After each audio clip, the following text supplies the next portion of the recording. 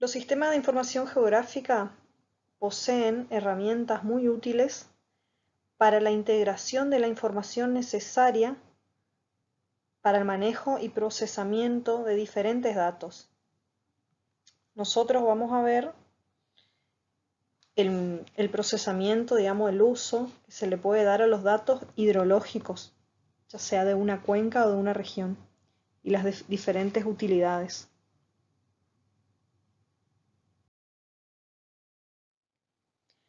Todo suceso que ocurre se puede georreferenciar. ¿Por qué? Porque se da en un determinado lugar y eso lo podemos acompañar de diferentes tipos de información, diferentes atributos que se le puede asociar. ¿Cuáles son los componentes de un sistema de información geográfica? Son datos, métodos, software, hardware y personas. Es el conjunto de esto. Los datos son la materia prima con la que vamos a trabajar. Los métodos son la forma en que vamos a analizar esa información. ¿Sí? Como dijimos, toda la información se puede georreferenciar, tiene una componente geográfica, podemos saber a dónde ocurre y nos queda ver cómo analizar esa información, esos datos que tenemos. El software, el hardware y las personas que son las encargadas de diseñar y utilizar los datos y los métodos para obtener los resultados necesarios.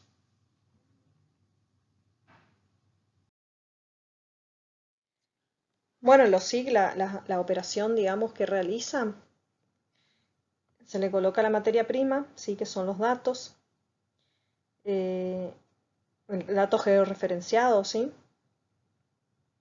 Después se procede a analizar, a elaborar modelos, a localizar también, si no, dale esa ubicación, si no tiene, agregar información, y después a generar los resultados, que pueden ser mapas, gráficos, o una combinación de ambos, etc.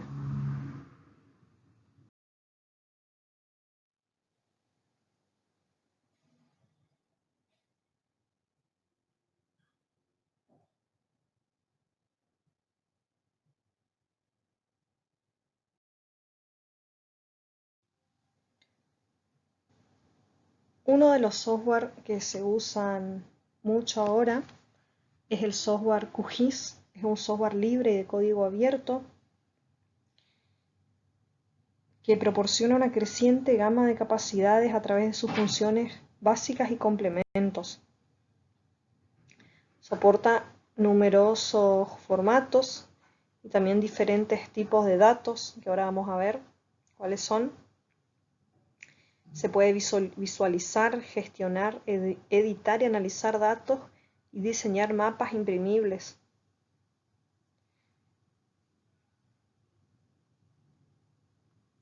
Este software tiene en realidad tanto uso en todo el mundo porque es gratis y es libre. O sea, es de código abierto. Eso significa que cualquier persona puede desarrollar una función o añadir porque puede tener acceso al código fuente del software. Por eso al momento que si van a descargar, cuando entran a la página de QGIS, deben descargar la versión LTR, que es más estable, ya que las otras están en continuo desarrollo. Los sistemas de información geográfica trabajan con dos tipos de datos, los datos vectoriales y los datos raster. Los datos vectoriales son datos geográficos que se representan en forma de coordenadas. Son datos discretos, que es la unidad básica de información geográfica. En los datos vectoriales pueden ser de forma punto, líneas y polígonos. Puntos pueden ser, por ejemplo, se puede usar para representar estaciones pluviométricas. Líneas, redes de agua, cursos de rollos, ¿sí? Y polígonos, por ejemplo, diferentes áreas de diferentes tipos de cobertura de suelo. Y a eso, por ejemplo, se le puede asociar la tasa de infiltración, la humedad antecedente, el grupo de suelo, diferentes datos. También todos esos datos se colocan en lo que se conoce como tabla de atributos, que está asociado a un dato vectorial.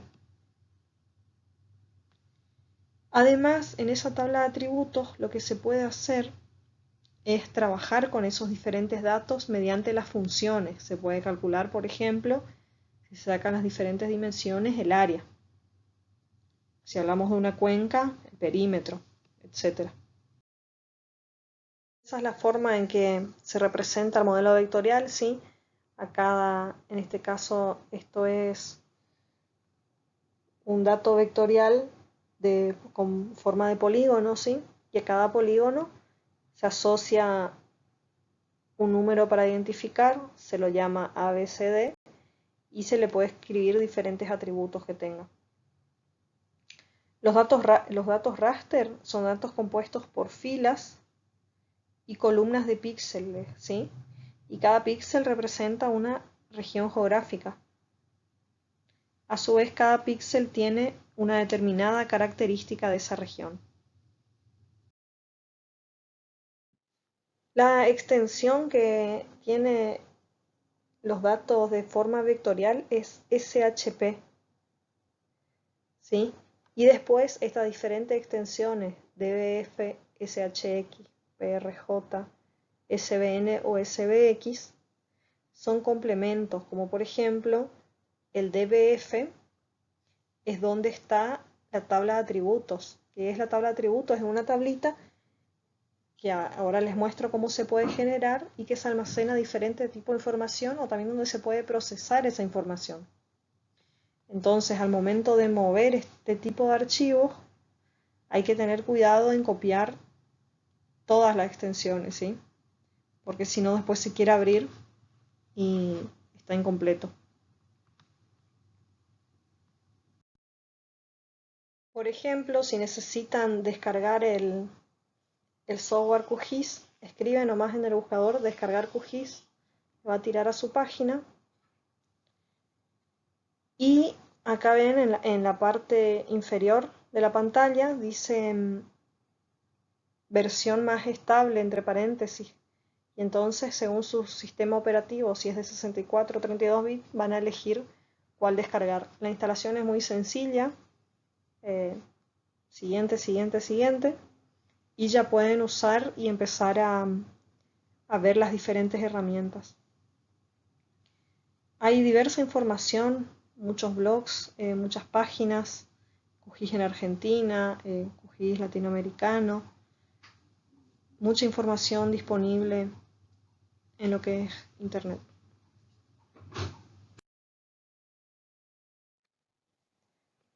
Esta es, por ejemplo, la interfaz. En la captura de la derecha se puede ver cómo crear una nueva capa vectorial. O sea, nosotros podemos representar algo que ya existe. Y acá, por ejemplo, se ve la forma del archivo, ¿sí? Si es punto, línea o polígono. O sea, la forma del dato vectorial. O sea, el archivo es un dato vectorial, sí. Pero la forma que pueden tener. Más abajo se puede ver, especificar el SRC, que es el sistema de referencia de coordenadas, que ahora vamos a ver, digamos, qué se debe usar dependiendo de qué queremos representar. El nombre que le vamos a dar a esa capa, el tipo, si va a ser número entero, texto o lo que sea, la cantidad de caracteres y la precisión. Y después, en la parte inferior, lo que se puede ver es la tabla de atributos que podemos directamente cargar acá cuando creamos o una vez que está creada la capa se puede modificar. No hace falta cargar todo al momento porque esa información que se va consiguiendo y después se va volcando al programa. Bueno, acá a veces tenemos muchos datos en Excel, ¿sí? Y esta es la forma de subir ya datos que tenemos en Excel. Se crea una capa a partir de un archivo de texto delimitado, ¿sí? Entonces acá lo que se hace es cargar lo que ya tenemos en el Excel, y si por ejemplo, acá en este caso son puntos, ¿sí? Con diferentes datos de latitud y longitud, esto se puede cargar y en el mapa que vamos a ver a dónde están esos puntos. Si representamos, por ejemplo, las diferentes estaciones pluviométricas de Misiones, lo que podemos hacer para comprobar que está bien cargado, se puede poner de fondo, que es una opción que da el software, colocar la vista del Google Maps y entonces comprobamos que esas estaciones están donde deben estar.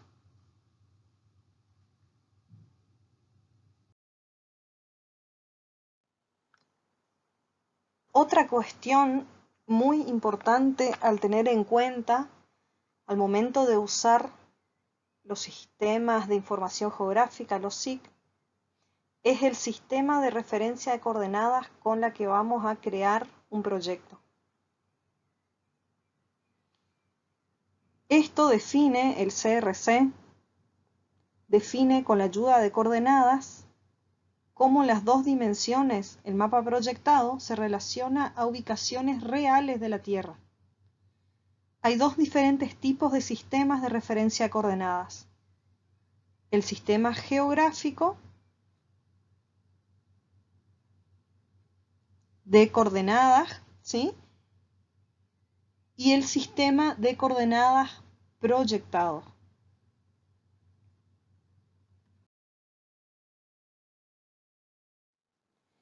El sistema de referencia a coordenadas geográfico lo que hace es representar a la Tierra como una esfera.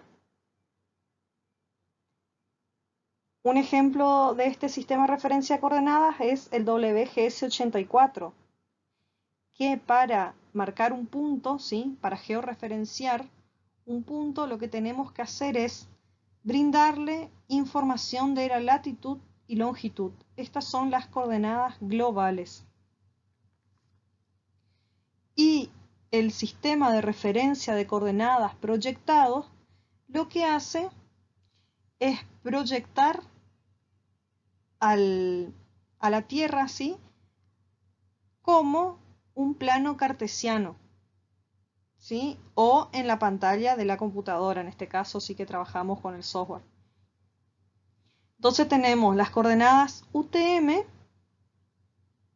que se usan en todo el mundo, ¿sí? Que están desarrolladas para toda la extensión terrestre, y PostGar, que PostGar fue desarrollado para Argentina. ¿De qué depende el sistema de referencia de coordenadas que vamos a usar? Depende qué vamos a representar, ¿sí? De qué se trata nuestro proyecto. Si es para localización, se puede usar tranquilamente el WGS84, que es de coordenadas globales. Ahora, si nosotros lo que queremos hacer es realizar un cálculo de áreas, medir distancias, nos conviene usar el PostGar, que es desarrollado para la Argentina, ¿sí? Y más específico para la zona que queremos. Entonces siempre nos conviene usar esto. Si queremos medir áreas, longitudes, etc. Ahora, si es para localización, tranquilamente se puede usar el WGS84. Vamos a ver la interfaz del Instituto Geográfico Nacional, del PostGar 07, ¿sí? Que son las posiciones geodésicas argentinas. El PostGar es un soporte matemático para asignar coordenadas a puntos medidos sobre la superficie terrestre. Parte de definiciones teóricas y convencionales basadas en mediciones. Es un sistema de coordenadas con un origen, una orientación y una escala que es accesible a los usuarios. Esta es la que usamos en Argentina. En muchas aplicaciones de los SIG podemos ver que está el manejo y procesamiento de datos hidrológicos, estudio de inundaciones, estimación de la calidad del agua superficial o subterránea de una cuenca o región. ¿Y por qué es importante tener esos datos? Porque esto es fundamental para analizar perfiles hidrológicos del territorio, gestionar recursos hídricos de forma eficiente y sostenible, realizar estudios hidrológicos o de inundabilidad, gestionar y controlar las masas de agua superficiales y subterráneas. Hoy en día es una herramienta fundamental. Los cambios de uso de suelo, o sea, las causas son varias.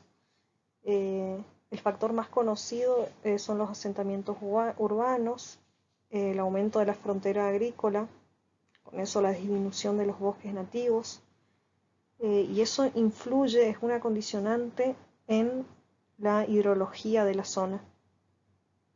Y estas son una de las aplicaciones que podemos usar los SIC.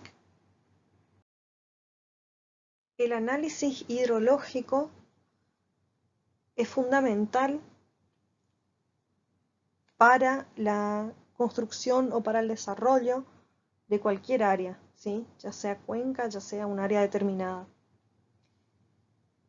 El estudio hidrológico se inicia con un análisis morfométrico de la cuenca, ¿sí? Que puede incluir delimitación de la cuenca, la medición del área, la longitud, la altura máxima y mínima, índice de compacidad, el factor de forma, curva hipométrica, pendiente media, caracterización de la red de drenaje y el perfil altimétrico del cauce, etc. Hay varios parámetros que podemos determinar, ¿sí? Todo esto lo podemos hacer mediante los sistemas de información geográfica. Acá ven una captura del software QGIS, donde podemos determinar las cuencas, las subcuencas, las diferentes redes de drenaje que tiene, ¿sí? Entre otros. Bueno, acá también podemos ver una cuenca, ¿sí? Diferentes parámetros que se determinó, la dirección del flujo, diferentes mapas también con las redes de drenaje, la longitud de la pendiente del terreno, características del suelo.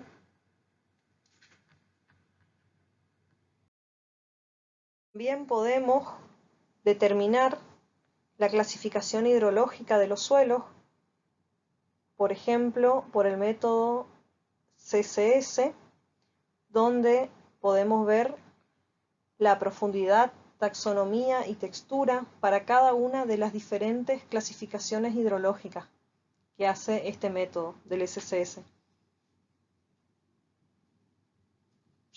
que son suelos desde bajo potencial de escorrentía, moderadamente bajo, moderadamente alto, y suelos de alto potencial de escorrentía.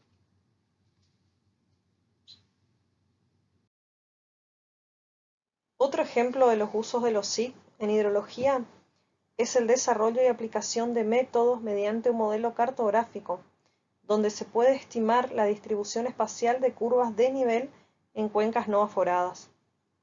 El estudio hidrográfico, al ser combinado con los SIC, se puede desarrollar un modelo cartográfico combinando las distribuciones espaciales, como lo son el uso del suelo, los grupos hidrológicos, la cobertura vegetal, la condición hidrológica y la pendiente del terreno.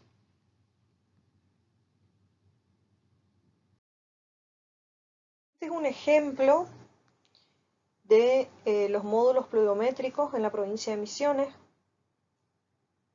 Esto se desarrolló también con el software, eso es un mapa realizado con el software QGIS en el marco de un proyecto de investigación de la Facultad de Ingeniería en el área de hidrología.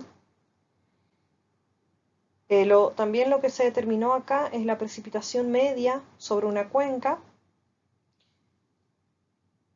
Acá se pueden ver los polígonos de Thyssen y el mapa de Isoyeta. Todo eso lo realizamos con el software, sí, para este proyecto de investigación.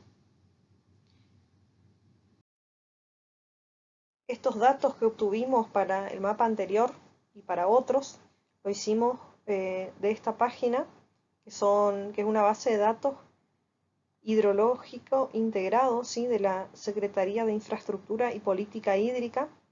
Acá pueden obtener para varias cuencas varios parámetros de todas las provincias de Argentina. Diseñaron curva de frecuencias de caudales, de frecuencia de caudales acumulados. Se pudo determinar una variación temporal de módulos pluviométricos. También se buscó determinar el potencial hidroeléctrico en diferentes puntos de cierre de una cuenca, ver cuál era el área que aportaba a ese punto. Esta es una captura, acá usamos el modelo digital del terreno, ¿sí?, de elevación en realidad, para tomar esos diferentes puntos de cierre y ver cuál es la superficie. Se pudo determinar un potencial teórico para cada punto de cierre que le fuimos dando, ¿sí? Acá en el gráfico inferior se puede ver para diferentes progresivas la potencia que se obtiene. Bueno, acá hay más aplicaciones en las cuales se pueden usar los sistemas de información geográfica. Una de las primeras que se ven en la lista es lo que estuve indagando con alumnos y profesionales del ámbito de la ingeniería civil, en lo que actualmente están usando: delimitación de cuencas, redes de agua, de cloaca, servicio eléctrico, perfil longitudinal de caminos, de cursos, actividades relacionadas a la parte forestal, zonificación, ordenamiento territorial, estudios de impacto ambiental, etc. La verdad es que hoy en día los sistemas de información geográfica son transversales a cualquier disciplina. Esto es más lo relacionado a nuestro ámbito, sí, a lo que es hidrología y la ingeniería, pero se puede aplicar en todo prácticamente. Acá les dejo diferentes aplicaciones las cuales pueden servir de soporte o se pueden complementar con los sistemas de información geográfica, que sirven para levantar puntos sobre el terreno, y esos puntos después los usamos en los SIG para georreferenciar lo que queremos representar de la realidad, llevarlo al plano.